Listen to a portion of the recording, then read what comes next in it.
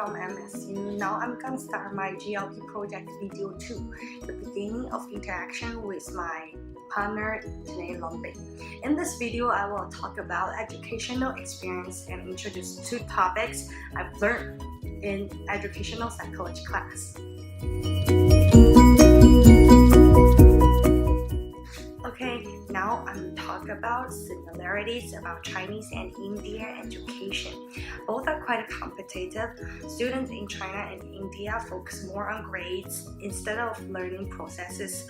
Also, the teachers moves quite fast in the class, which needs students to review and have a good ability on self-learning skills.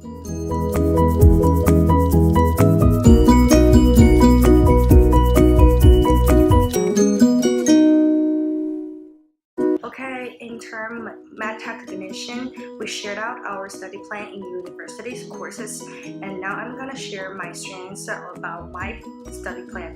What I think really efficient learning way is preview, making notes during classes, and review. Preview is a nice way for me to go through the topics I will learn in the class by reading some relevant materials.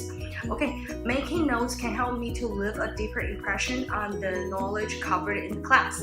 Review can help me have a deeper and clearer understanding. So the weakness about my study plan is I will use computers in class, but using computer for me is kind of ineffective because it will distract me to chat with my friends or watching videos. Okay, now let me share about today's study plan.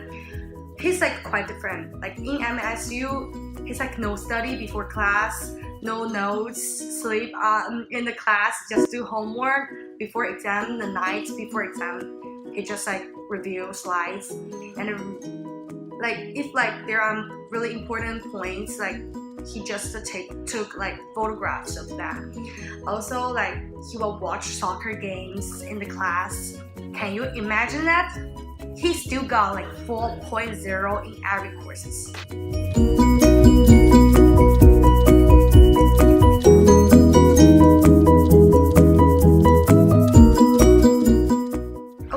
Let's talk about gender bias.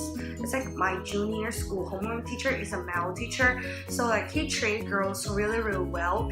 In order to balance the gender biases, my homeroom teacher told boys in the class to be gentlemen and ask them to help girls, and every time we need to help.